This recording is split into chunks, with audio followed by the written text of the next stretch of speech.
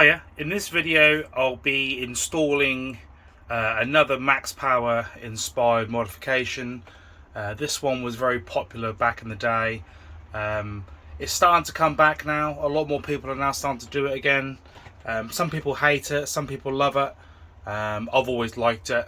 Well, providing you don't actually see the light in the tubes or the LEDs itself, just the glow. So yeah, got a kit from Lights and Scene UK.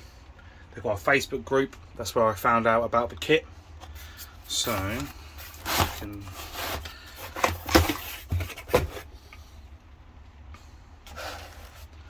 there's the kit. So on each spool there's two lots of LED strips.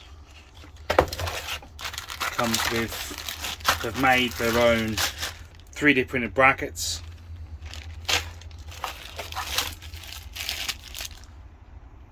Screws. It's Bluetooth, so you can either use the controller or you can download the app and do it that way. Got a clean and wipe and a 3M pad. So the plan is to, instead of using these clips, I'm going to use some P clips instead, purely because it's then half the amount of holes that I need to drill. And yeah, I don't really fancy drilling all them holes. But yeah, what I'll do is I'll probably lay it out, see what's what. From what I can understand, either the front then piggybacks to the side one, and then it goes to the control box, and then same again, or it's the side, then the front or rear, and then the box. I'm not entirely sure. So what I'll probably do is I need to figure out a way of getting all this wiring through the car. Don't really want to go through the engine bay, purely because that's just going to be a hassle trying to feed this box through. Can't go through transmission tunnel area, obviously that's a stupid idea. Don't really want to be putting the carpet up. Only other way is to go through the boot floor and then extend the power and earth cables down to the side, or down the side of the car to the front. So yeah, that's probably going to be my best bet. Because it's not just the underglow that I'll be fitting, I'd also like to fit some Footwell lights and some engine bay lights. So I had this from a previous build, the Micra. So you got one live in, and then up to 6 out, and then earth, and then you can put all the earths to the same point as well. So yeah, I've made sure I had some ring terminals to fit. I do. So yeah, just need to find a location for the fuse box and make a start. So the next part is to feed the wiring through from the bulkhead inside the car, ready to wire up the fuse box. So my friend Danny kindly gave me some 6mm black and grey cable. Unfortunately he didn't have any red, so I'll just put some red insulation tape on the grey to remind myself that it's live. I've also wrapped up some 8A cabling in some Tessa tape to feed through. So I've managed to find a grommet underneath, and I've used a piece of metal rod to help feed it through. So if I go to the engine bay,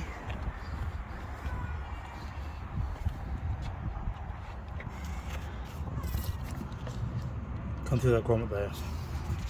So I've left enough wiring to attach the battery. I can always put a bit more through.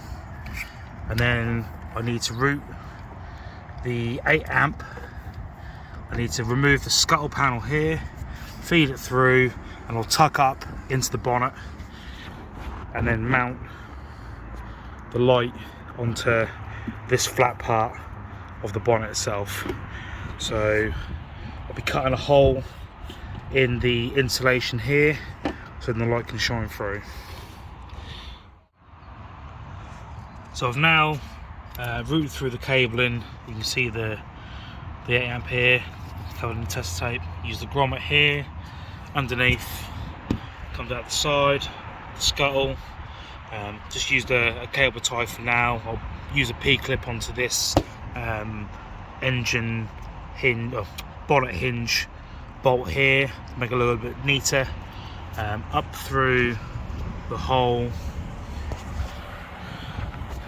through the top, and then out here. Again, just a cable tie, just to keep the cable, to keep the wiring there, so I don't lose it. There isn't that much of a surface here, so what I may do is make a strip of metal and rivet it going across, and then that'll give me a nice solid base to mount the light to. So I've been trying to think of a place to put the fuse box. Didn't really want to hang it fairly low underneath here, because the light will probably reflect off it and it'll make it even more noticeable. Can't mount it anywhere here because the back, the glove box actually sits up against it, so that's a no-go. So I noticed these two mounting bolts here, and there's nothing there in this space, so I've made a template out of cardboard. So the fuse box will bolt onto this section here. I'll then fold this leading edge 90 degree, and then I'll sort of be like that. So I'll now go ahead and cut that out a bit of mild steel and give it a lick of paint and see how it looks. And here's the bracket made. So not the best of paint jobs, but weather is very bad at the moment, so had to make do with what I got. It was a very quick job, but as long as it was coated and it ain't gonna rust, that's all that matters. So that will then sit on there like that, bolt to the side. So also made the bracket for the under bonnet light. So just need to wire an extension onto the new LED strips. Just put the camera down a second.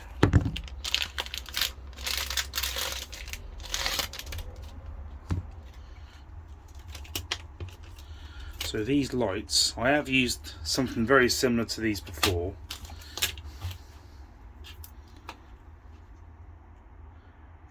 $170mm long cob lights, but as you can see, I don't know if the camera will pick up, there ain't a lot of cabling. So what I'll do is solder on some cabling on the ends here, just to bulk it up a little bit, and then I can use that as an adapter, link, I don't know what you want to call it, cable, so I can attach it to the cable inside the car or on the car, rather than trying to fight soldering with that on the car. So yeah, I'll go ahead and start that. I've got white for the engine bay lights and blue for the footwell. Yeah, hopefully they should be bright, being cob, but yeah, hopefully that wiring will last, because that's my probably my biggest concern. So I've now finished up the soldering on the wiring on the lights. Heat shrinked it, double heat shrinked it to give a bit more strength, because I know that these cables are flimsy. I've stuck down the bonnet light to the bracket. Just need to drill the holes and rivet that to the bonnet and then connect the cabling. Shouldn't have any need to remove it, but I may put it some removable connectors, spades, bullets. I think I've got spades, just in case I need to remove it. Don't think I ever would, but yeah, I'll do that. I just need to find a place to put these. I've got a rough idea where I want to put them. Then I need to make an extension to go from driver's side to passenger side, and then connect these to the fuse box. So I've now tidied up the under bonnet light, cutting the insulation, made it awful. Well, I say awful, really messy. So I ended up using some universal door guard to try and keep it in place, try and make it a little bit neater. Due to the weight of the actual door guard, it has sort of pulled it down a little bit, but it ain't too bad. It ain't come out too bad, to be fair.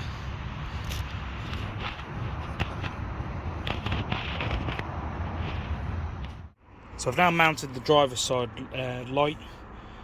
Kind of cheated on this side. I've used this plastic here, just underneath. Can't really see it. I suppose that's the point. Ran the cabling through, and then trying to find a suitable place to mount it on this side. Didn't want to connect it to the bottom of the glove box, just in case the glove box has to be removed. And there's these two holes here. So I've now made a bracket that'll bolt up like that, and then I'll give a flat surface for the light to go onto. So yeah, I'll just trim it up.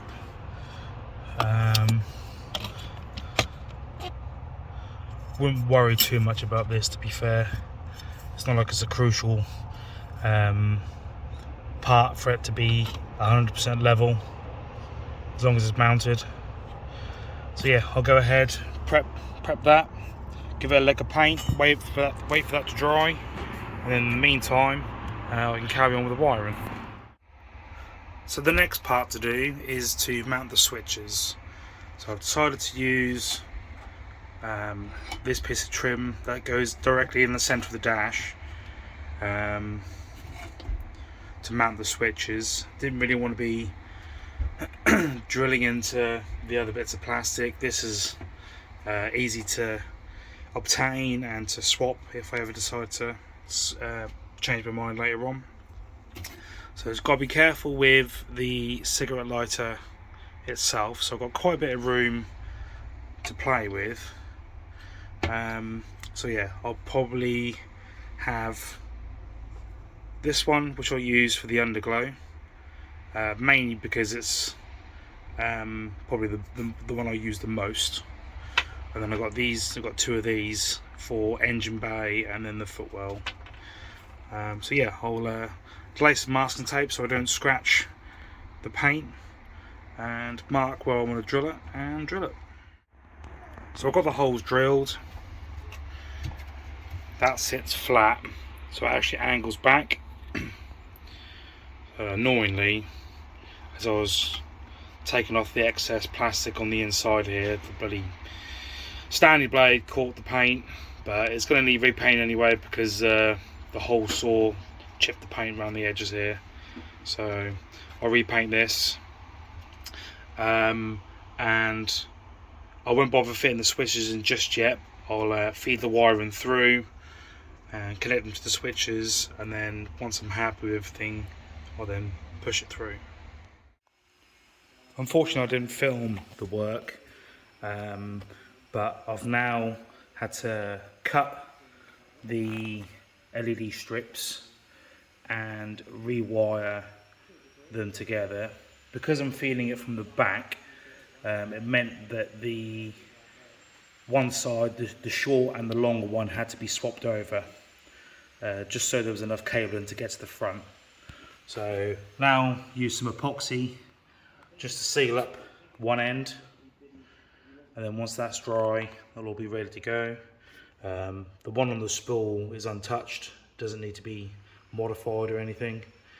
So yeah, the next thing to do is wire brush, treat and underseal underneath of the car. Pretty clean, to be fair. Well, apart from like these main bits and like the rear axle and suspension arms and that, but yeah, overall it's pretty clean. So the plan is, where this the sill is, this lip, I want to go on the inside here, and attach the P-clips with some rivets, and then this side will be the same. So as it comes down the side here, we'll then go past the subframe to the front. We were going to go up and above, but the risk of, well, potentially the risk of the clip failing, getting wrapped around the drive shaft, is not something that I want to do. So we've now put a couple of riv nuts on the bottom of the subframe, so at least that way we know there's going to be no movement there. It's going to be away from the suspension arm, and it should do the job nicely. So yeah, I'll be using this grommet here on the back, on the bottom of the boot floor, and I'll follow that along to these brake pipes. I'll go along, down, and then come out to here to then go down the side. So that's the underseal done. Had to brush it on, purely because of the other cars in the unit at the moment, but come out rather well. The hard to reach places I'll go back with an aerosol at some point. Done the rear beam as well. So the next thing on the to-do list is to lower the car down, take the spare wheel out, and then I can start feeding all the wiring through the boot and then mount it underneath. So we've now got the underglow fitted. So decided to rivet some P-clips in place, and then went bottom of the subframe, under tray, looped back round to the front, and then other side. We've still got a P-clip to put on the end here, to then the rear one. So I've made some more progress today, and I have now finished the installation. So you can see the switches there.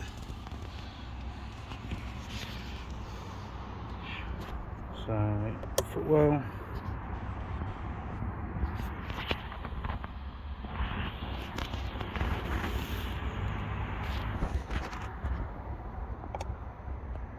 Underglow.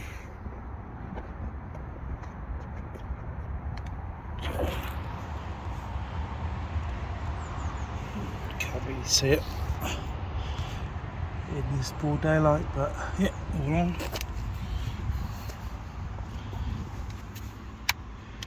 And engine bay.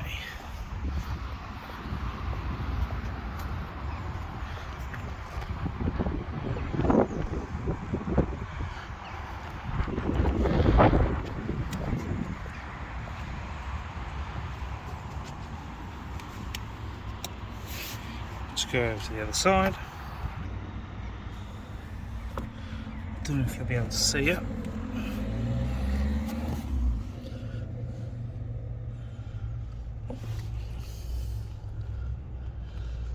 No, not really. I can't really see it, but yeah, the fuse box is tucked right up there. Alright. Yeah, nice tidy install. Very happy with it. Just can't wait to get the car out at night. So this is just with the under bonnet light on.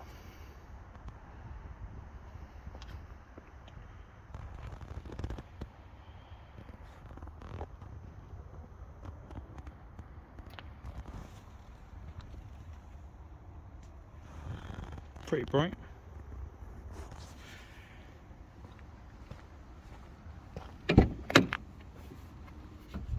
And then Footwell.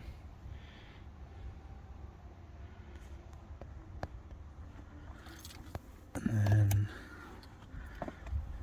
Underglow.